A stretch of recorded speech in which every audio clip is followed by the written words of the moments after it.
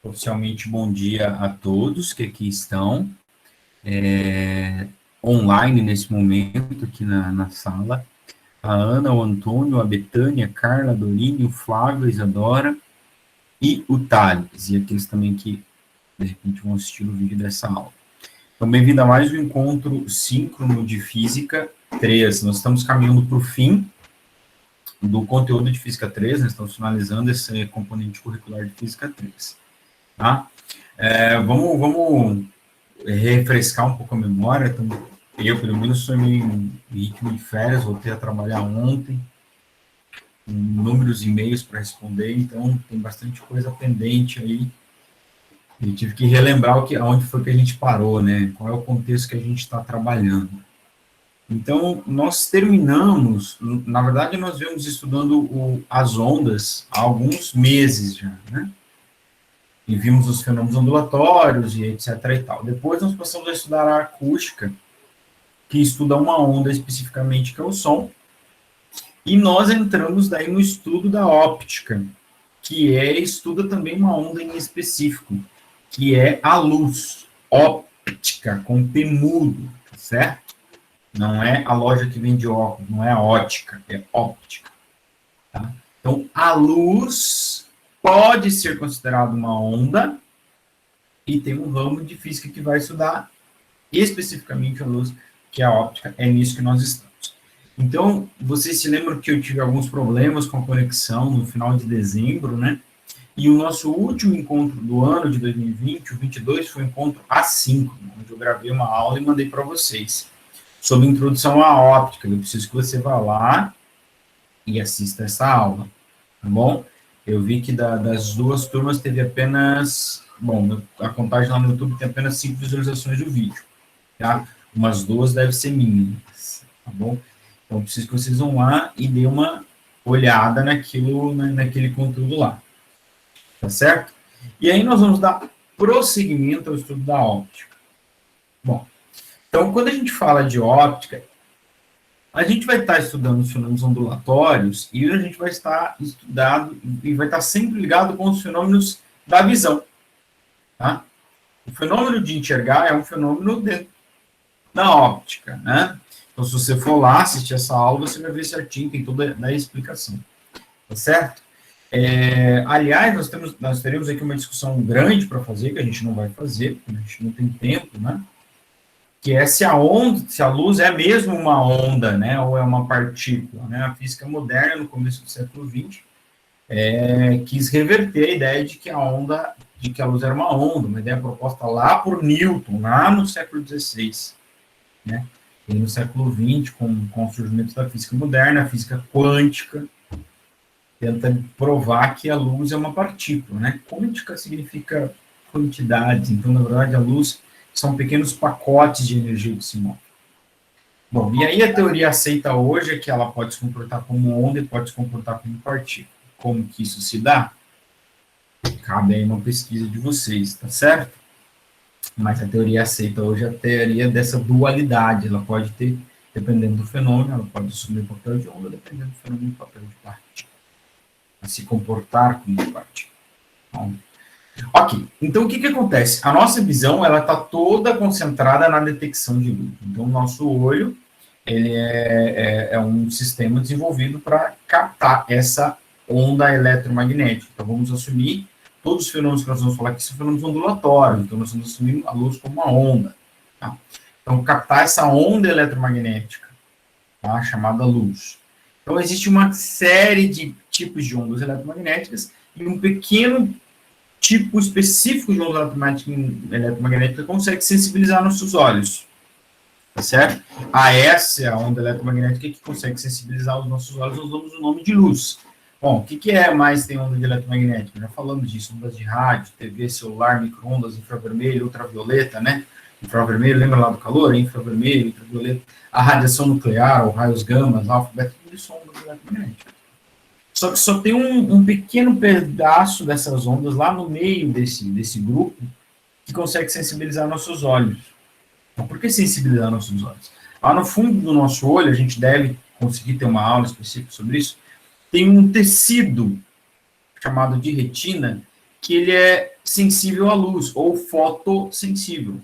Se chega a radiação eletromagnética até esse tecido, as células que estão lá, fotossensíveis, são sensibilizadas e emitem um pulso elétrico que é transmitido pelo nervo óptico até o cérebro.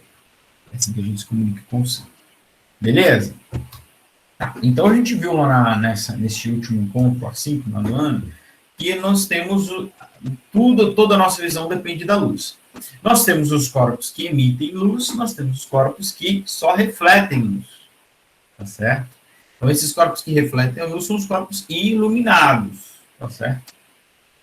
E existem, então, daí, nós vimos também lá, que existem dois tipos de reflexão que pode acontecer no corpo.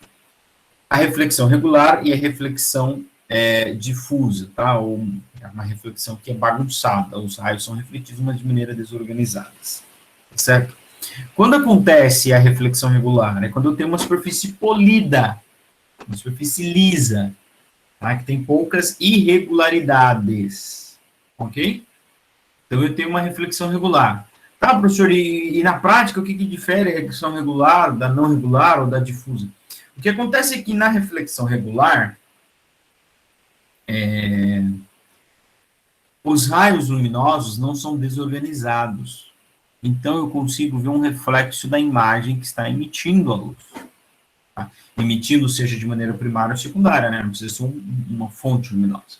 Então, o exemplo que eu dei lá na aula, por exemplo, olha aqui, o alce. Vocês estão enxergando ele? Sim, né? Ó, ele lá do Canadá. Tem uma touquinha aqui. Se vocês estão enxergando ele, é porque ele está emitindo luz. Mas ele é uma fonte luminosa? Não. Ele é um corpo iluminado, ele reflete luz. Então, a nossa visão está sempre relacionada com esse fenômeno ondulatório chamado de reflexão. Ok? Então, por que ele é vermelho? Eu expliquei lá, não vamos retomar aqui, senão a gente não sai do lugar. Por que é vermelha a camiseta dele? Porque está refletindo só a luz vermelha, está absorvendo todas as outras. Assistam essa aula, muito legal.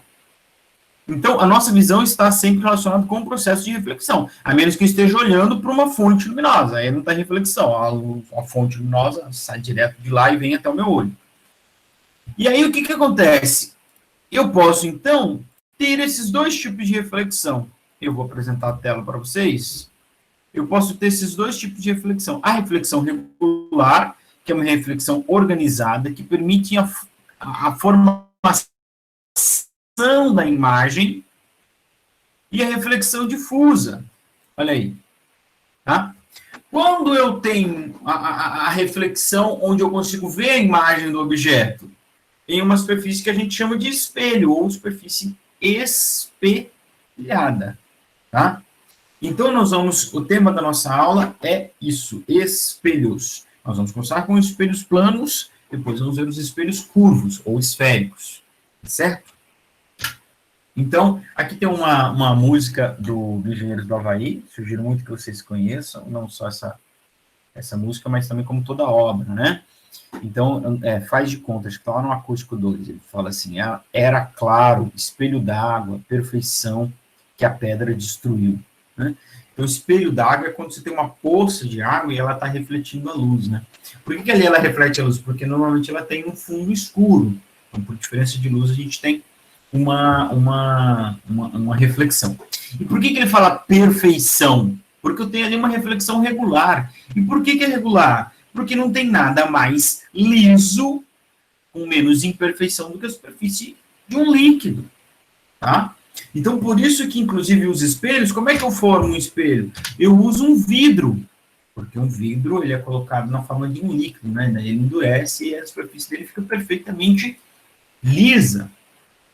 Tá certo? Então, a reflexão regular, ela depende da superfície ser lisa. Por isso que quando eu pego uma superfície, eu fico lixando ela, encerando e polindo, uma hora eu vou começar a ver a minha imagem nela. Eu estou corrigindo as imperfeições. Tá, aqui tem algumas coisas básicas, né, sobre a reflexão, raio incidente, que é o RI, a reta normal, né, vocês já estão quase no quarto ano, já estão acostumados, né? Reta normal é uma reta perpendicular a uma superfície, então uma reta imaginária, né? E o ângulo de incidência e o ângulo de reflexão, ó, isso aqui é um ângulo incidência e reflexão. E eles vão ser, no espelho plano, sempre igual, né? Sempre vai haver na reflexão, o ângulo de incidência ele é sempre igual ao de reflexão, se comparado à reta normal, tá? Então, aqui eu tenho as leis da reflexão, ó, a primeira justamente diz isso, né? O raio incidente, não, essa aqui fala que o raio incidente, a reta normal e o raio refletido são coplanários. O que são coplanares? Né? Eles estão no mesmo plano, né? Então, se você incidir o raio tangente à superfície, ele vai vir tangente, né? Ele não vai se deslocar, né? Não vai se sair, né? Então, ó, é difícil desenhar na tela, porque na tela a gente só tem duas dimensões, tá? Então, se eu estou aqui na horizontal, né? Na vertical, aliás, o raio vai vir na vertical, ele não vai vir para frente da tela, então estão todos no mesmo plano. E a segunda lei é justamente aquela que eu estava falando, né? Que o ângulo de incidência e de reflexão são iguais, tá certo? Bom, isso vai acontecer independente da superfície, então mesmo que a superfície seja curva, ó, o ângulo de incidência e o ângulo de reflexão vão ser iguais em relação a normal, tá certo?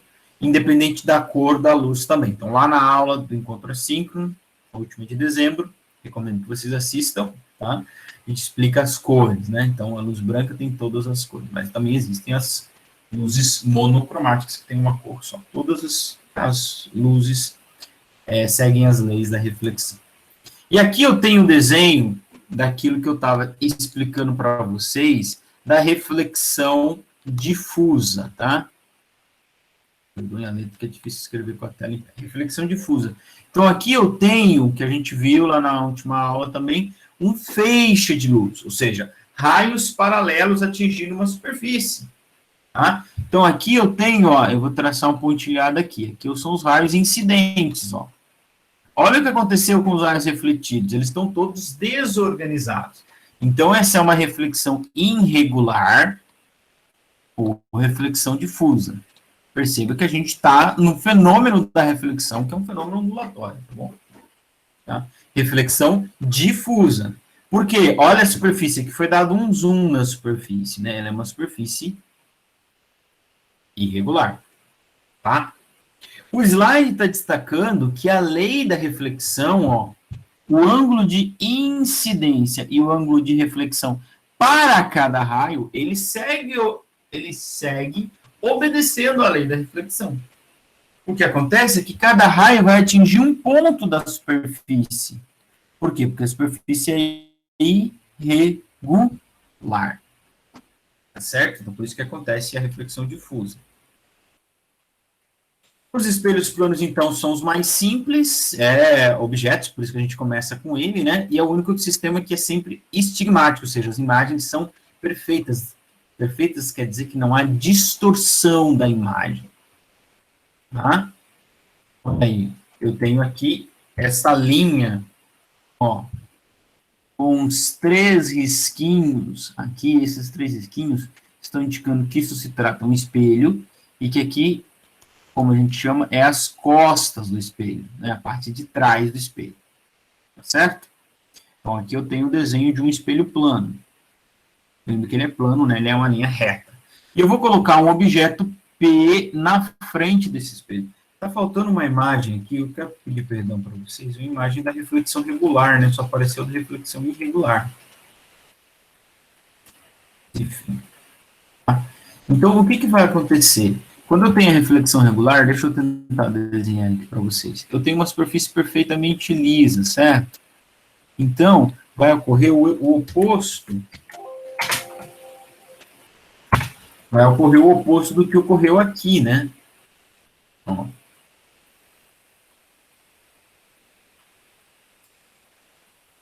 Vai ocorrer o oposto que aconteceu na reflexão regular, tá? Então, o que vai acontecer, eu vou tentar fazer uma linha, não vai sair plana perfeita, né? Ó. Mas só para representar a ideia para vocês. Quando um feixe de luz chegar, ó, uma imagem de um dado objeto, tá vendo que ela está organizadinha aqui, espaçada. Imagine que esteja perfeitamente espaçado. Os raios refletidos também vão se manter organizados. Por quê? Porque a superfície é polida, simplesmente por isso, porque ela é lisa, sem rugosidades, sem imperfeição. Então, essa é a reflexão regular. Ok? Bom, então, voltando ao espelho plano. Então, sempre que eu tiver aqueles 3 risquinhos ali, eu estou desenhando um espelho, e esses 3 risquinhos aqui, ele está mostrando onde é a parte de trás do espelho, né? A parte que não reflete. Então, eu tenho um objeto P que é colocado na frente do espelho, né? Ninguém põe um objeto atrás do espelho. Quer dizer, pode até pôr, mas ele não vai formar imagem nenhuma, não é mesmo? Tá? Um objeto P aí, que é um ponto. Ele não tem nenhum tamanho. O que vai acontecer? Como que se dá o processo de enxergar um objeto através do espelho? Bom, primeiro esse objeto tem que emitir luz, não que ele seja uma fonte luminosa. Volta lá para a última aula. Ele pode ser um objeto iluminado, ele está refletindo luz de alguma fonte. Então vai sair luz dele, vai bater no espelho e vai voltar, né? Ó, sempre com o mesmo ângulo. Vocês podem desconsiderar esse primeiro que eu fiz ali, ó. Se ele for horizontal, ele vai bater no espelho e voltar horizontal. E se tiver um observador captando os raios refletidos pelo espelho, ele vai ver a imagem do objeto no espelho, né? Eu acho que tem um desenho até melhor que o meu aí, né? Deixa eu até, ó, vou até apagar o meu aqui, peraí. Se eu consigo. Ô, senhor, me ajuda. Capacita. Ó, beleza? Olha aí. Então, um raio que saiu horizontal bateu no espelho, o outro saiu inclinado. Quer dizer, não é que só tem 2 raios, né, gente? Tem infinitos raios saindo ali. Eu preciso desenhar 2, no mínimo, tá? Então, esses azuis são os raios que estão saindo do ponto e batendo no espelho. O que vai acontecer com o horizontal? Ele vai voltar com o mesmo ângulo, então ele vai continuar horizontal. Tá? A lei da reflexão. E o que bateu com esse ângulo I aqui vai voltar com o mesmo ângulo I em relação ao normal, ó. Esse ângulo e esse são iguais em relação à reta normal, tá? Normal à superfície do espelho. E aí, o que vai acontecer, gente? O que vai acontecer é que se eu tiver um observador aqui, ó, alguém observando, ele vai ver o raio de luz saindo daqui, não é? Então, para ele, é como se o objeto estivesse aonde? Aqui. Então, aqui está a imagem. Tá certo? Então, em um espelho plano, a imagem é sempre formada atrás do espelho.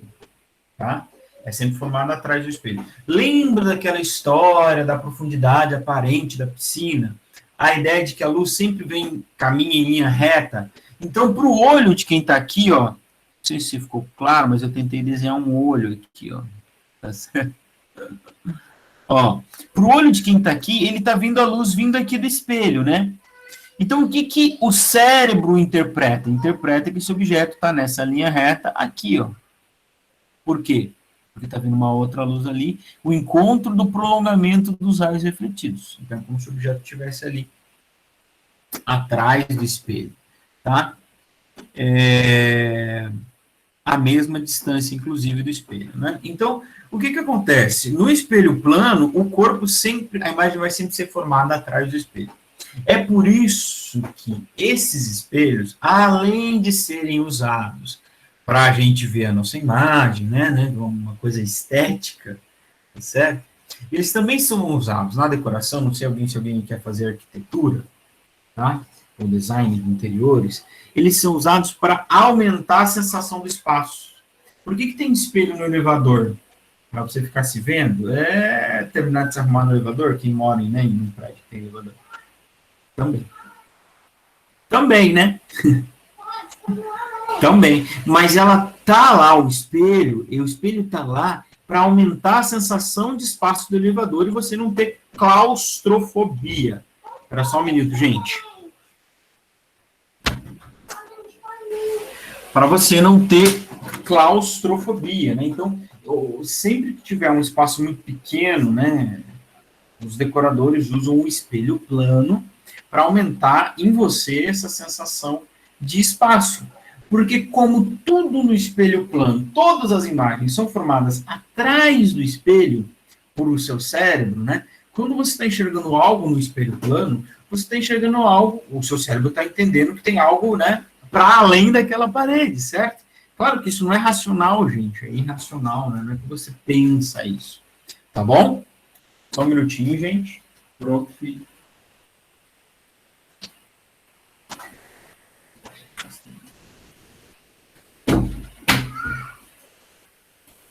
Caiu a lente do óculos do meu filho, eu precisei corrigir ali, tá bom? Mas, certo, então essa é uma coisa importante.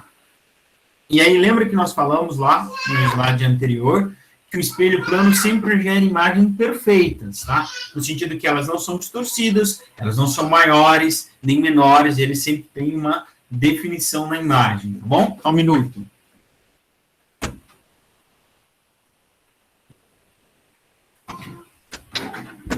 Certo? Agora, e quando isso que eu desenhei aqui é um ponto material, vocês viram ali, ó, letra A, ponto material, então não é um objeto extenso, é um ponto material, ok?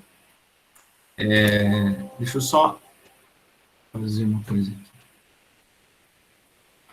Você pode pegar um negocinho pra mim? Filha, tem que pedir pro Pedro, o papai tá dando aula agora. Já termina. Bom, então, letra B. E como que se dá o corpo extenso? Aqui nós vamos perceber uma outra característica, vamos aprender, ou vamos visualizar uma outra característica da imagem formada pelo espelho plano, que é o seguinte, percebe que, ó,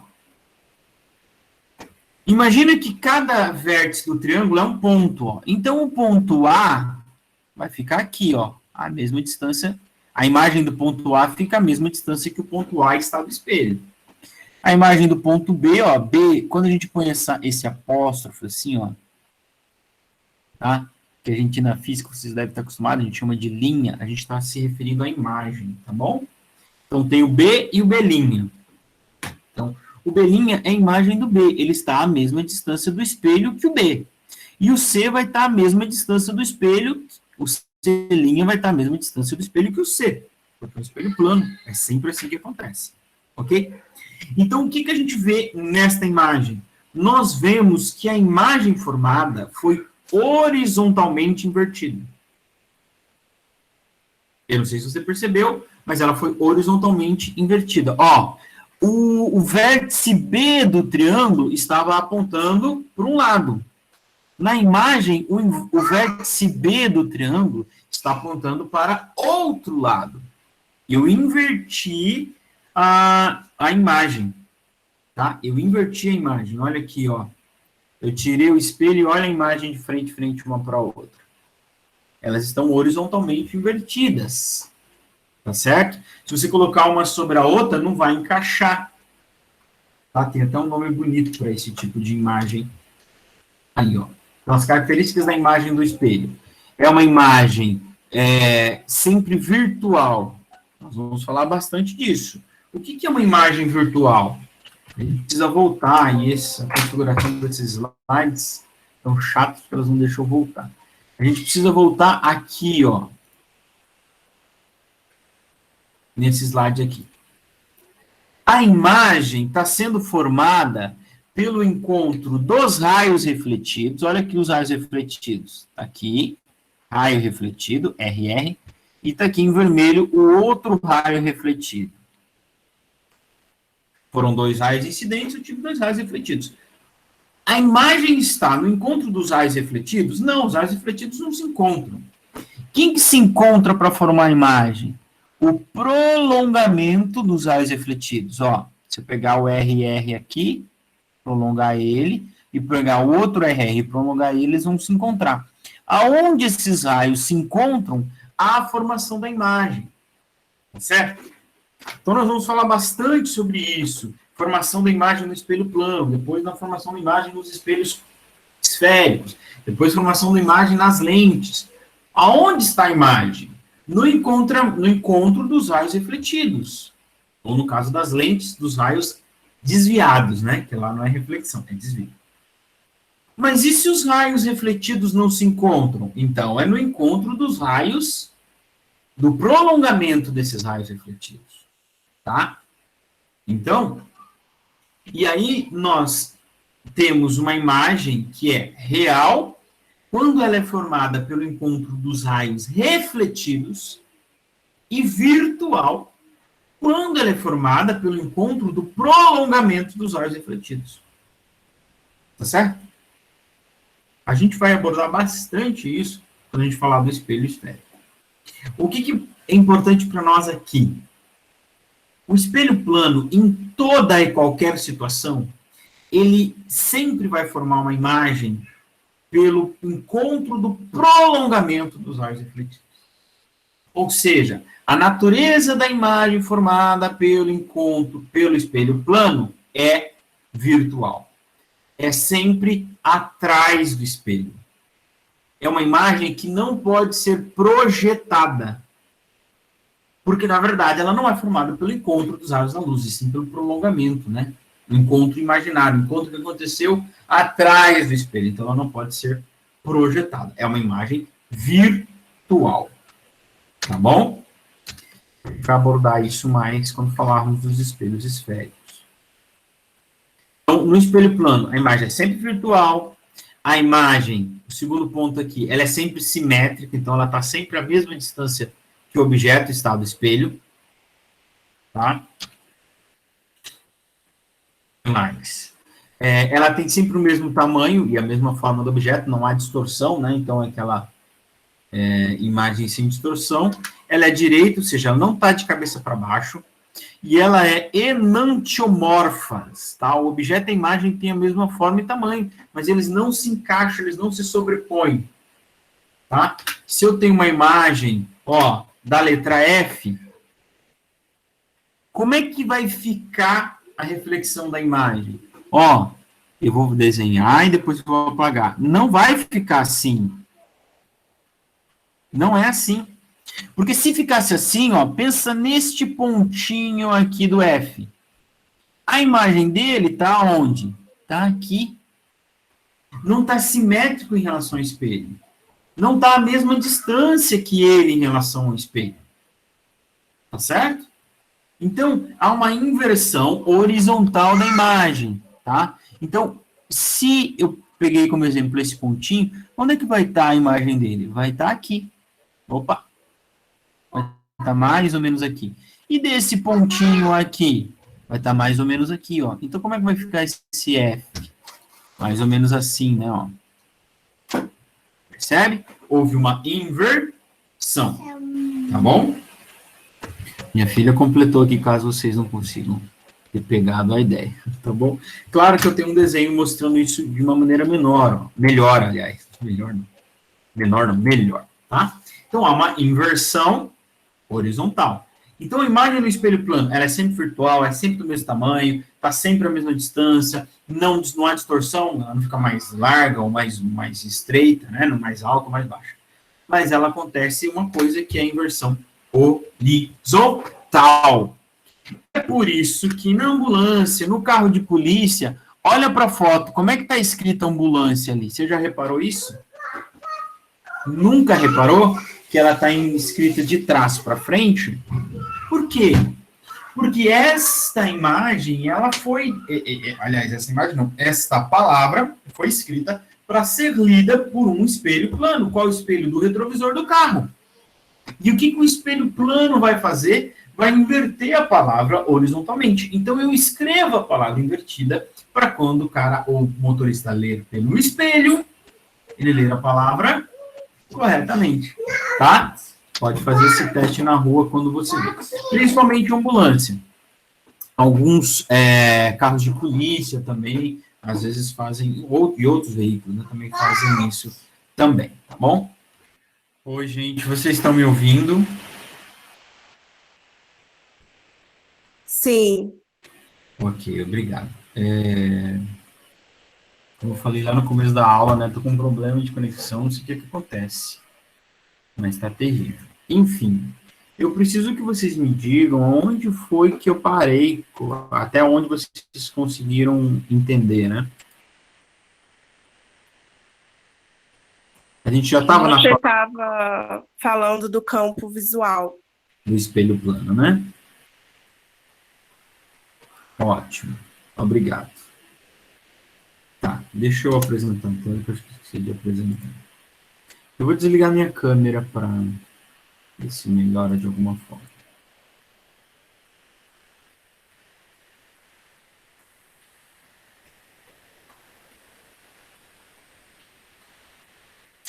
Então, como é que a gente... Eu não sei exatamente onde a gente parou, mas, enfim, o campo visual, ele vai definir a região onde um objeto precisa estar para ser enxergado pelo observador através do espelho.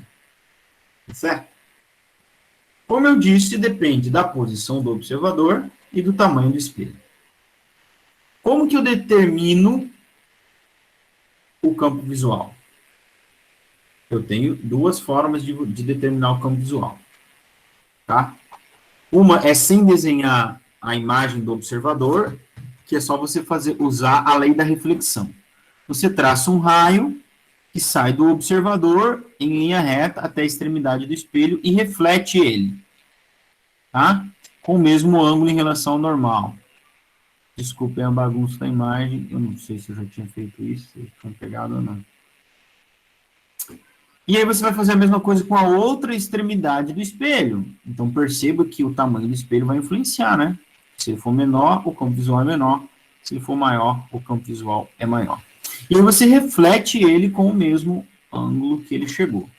Então essa região que está toda pintada e toda rabiscada já é o campo visual. E lembra que, como eu disse, ele vai se alongando, né? Ele não é só ali próximo do espelho, ele tem ao infinito, até onde sua visão conseguir captar.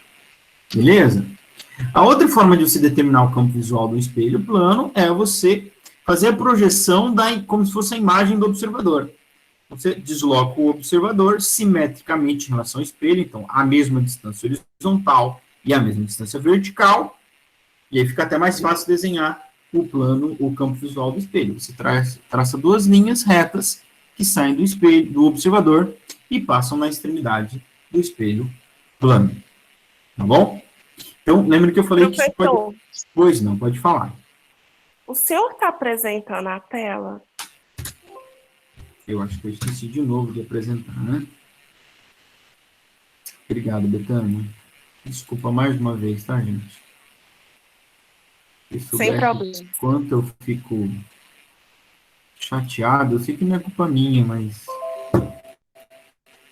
dá uma tristeza no coração quando isso acontece. Atrapalha vocês, né? Mas enfim. Então, como eu estava dizendo, ó, o campo visual do espelho plano, ele é determinado, então, pela posição do observador em relação ao espelho e determinado pelo tamanho do espelho, tá? Então, eu estava mostrando que a gente tem duas formas de fazer isso. Uma é traçar uma linha do olho do observador até a extremidade do espelho, refletir ela com o mesmo ângulo, traçar outra linha até a outra extremidade e refletir ela com o mesmo ângulo que ela chegou.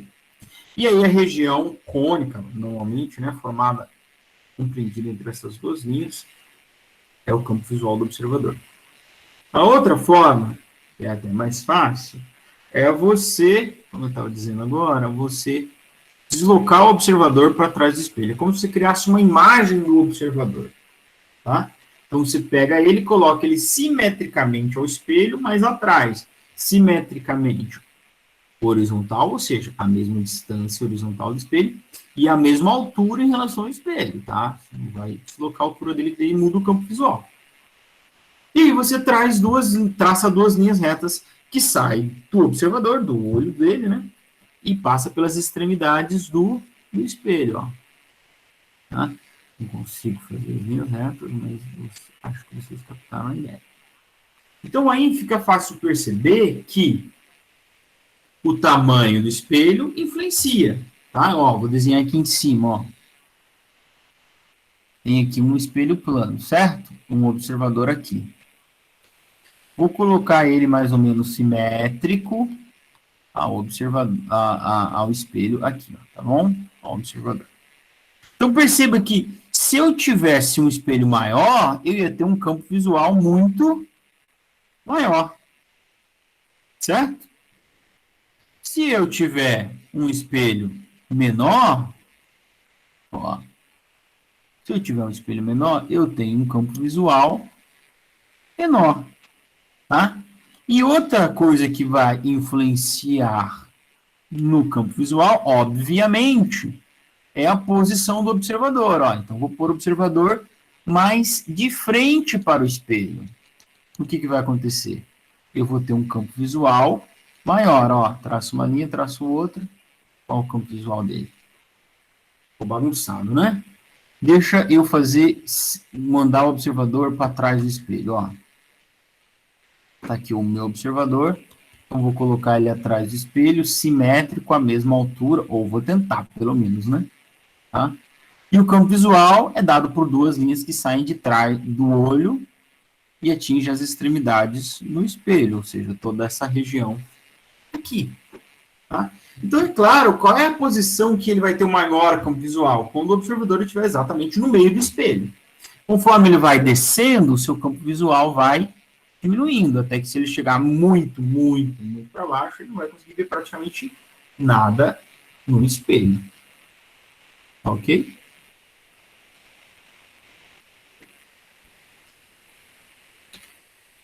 Ai. Vou de uma bandeira para vocês, aí depois vocês...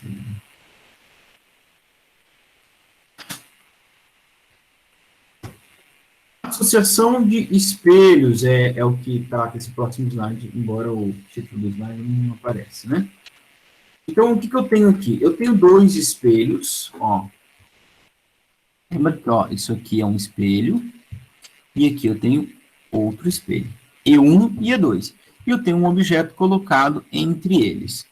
Quantas imagens serão formadas? Tá, ó. Eu tenho em azul a imagem do espelho 1 e a imagem do espelho 2. Mas isso não importa muito para nós. O que acontece? Esse primeiro espelho vai formar uma imagem. Esse segundo espelho vai formar uma imagem também. Então, de cara, eu tenho dois espelhos aqui. E a imagem do espelho 2 forma, ó. A imagem do espelho 2 forma uma imagem do espelho 1 e a imagem do espelho 1 forma uma imagem do espelho 2. Ó, tá? Que são coincidentes, tá? Então, eu acabo formando três imagens, tá? Três imagens. A imagem que o espelho 1 forma, a imagem do objeto, a imagem que o espelho 2 forma do objeto, e a imagem da imagem que os dois formam, que é coincidente, tá? Então, só tem três imagens. Como é que a gente determina, professor, isso? A gente tem que ficar desenhando, fazer essa loucura aí? Não. Tá? Quando a gente vai fazer a associação de espelhos planos, a gente chegou-se a uma equação para determinar o número de imagens formadas, que é uma equação muito simples. Você só tem que pegar o ângulo de 360 graus, que corresponde ao círculo todo, e dividir pelo ângulo formado entre os espelhos. Neste caso aqui, um ângulo reto, né, 90 graus. Certo? Se você dividir 360 por 90, dá 4. Mas aí não forma 4 imagens, né? Porque uma imagem vai ser sempre coincidente. Então, eu tenho que descontar uma imagem. Tá? Então, a equação de número de imagens formadas é 360 dividido pelo ângulo de abertura, que a gente chama de alfa, e você subtrai 1. Tá? Que é o que vai aparecer aqui, ó. No slide. Nesse caso, o ângulo é 90 graus entre os espelhos, então você divide 360 por 90, dá 4, e você subtrai 1, você tem 3 imagens, tá? Agora apareceu o título ali, né? Deixa eu apagar isso aqui. Associação de espelhos planos, item 9, tá bom? Então, só para a gente ver o exemplo aqui, ó. Aqui eu tenho um espelho, dois espelhos com ângulo de 90 graus entre si, né? Só que eu tenho dois objetos, tá bom? Então, toma cuidado aí que você vai ver 6 imagens, é porque eu tenho dois objetos, não um objeto apenas. Tá? Aqui eu tenho um exemplo melhor aqui, ó. Aqui eu tenho um objeto e aqui diz a legenda da imagem que o ângulo entre os espelhos é de 60 graus. Então, quantas imagens eu vou formar? Quantas imagens vocês estão vendo? Ó, uma, duas, três, quatro, 5 imagens. Se você voltar lá na equação, não dá para voltar, né? Vou fazer essa conta aqui embaixo, então, tá? Ó, a equação diz que... Não,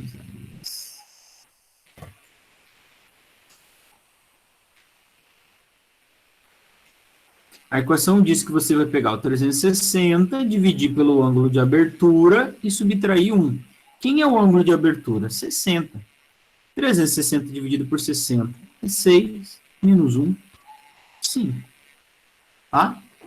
Aqui eu tenho um ângulo de abertura de 30. Então, quantas imagens eu teria que formar? Vamos dividir 360 por 30. Alguém sabe quanto dá? 360 por 30 menos 1. Dá 12, menos 1, e dá 11. Tá?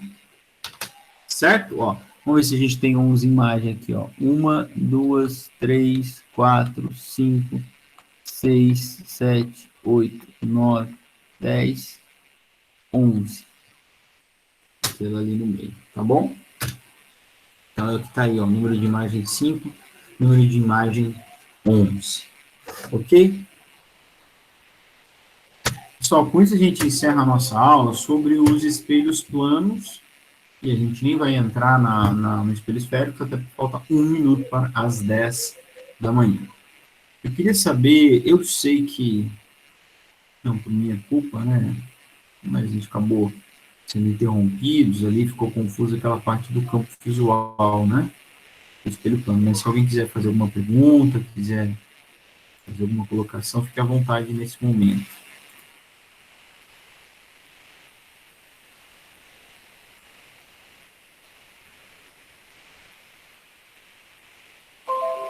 Não? Ninguém?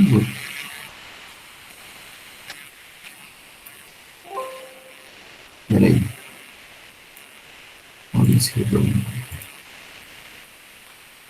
Deu para entender, prof? Só uma dúvida. Manda lá, Antônio.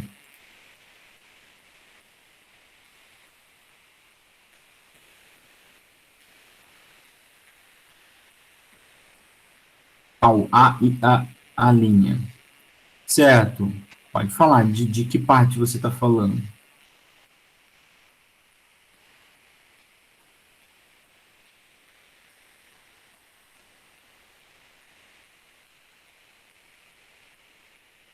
Ah, sim, Antônio. Exatamente. Quando a gente vai trabalhar com espelho, a gente vai ver isso mais na aula da semana que vem, ou talvez até na outra aula, né? Nem na semana que vem.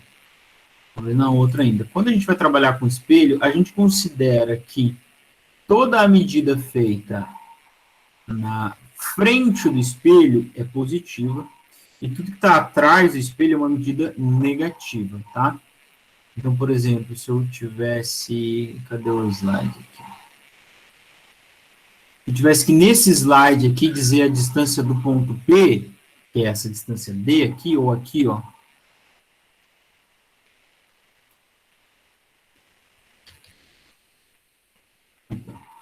Essa distância D, ela é positiva e essa distância D'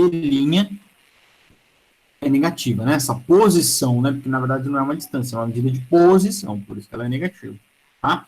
A gente considera sempre assim, o espelho está no ponto zero da trajetória.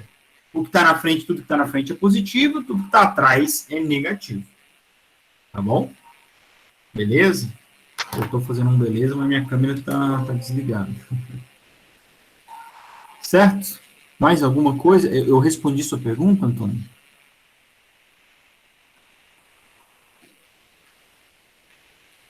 Espero que sim. Bom, gente, qualquer coisa vocês entrem em contato. Ah, legal, Antônio, obrigado. Qualquer coisa vocês entrem em contato sempre que quiserem e precisarem. Vocês têm uma atividade para entregar que ainda é sobre o nível sonoro lá, né? Então, também, qualquer dúvida que aparecer, alguém me mandou um e-mail que eu não consegui responder, eu vi ontem, mas não consegui responder, estava preparando material para hoje, mas vou fazer tão breve quanto possível. Mas vocês têm essa atividade, que, se não me engano, é para o dia 2 de fevereiro. Tá bom? Então, ficamos assim. Eu peço aí desculpa pela interrupção que tivemos, seja das crianças, seja da internet. Mas, infelizmente, assim, a gente vai levando, tá? Vai fazendo o que pode, tentando sempre fazer o melhor dentro do que é possível nesse momento, tá? Um abraço para todos vocês e até a próxima.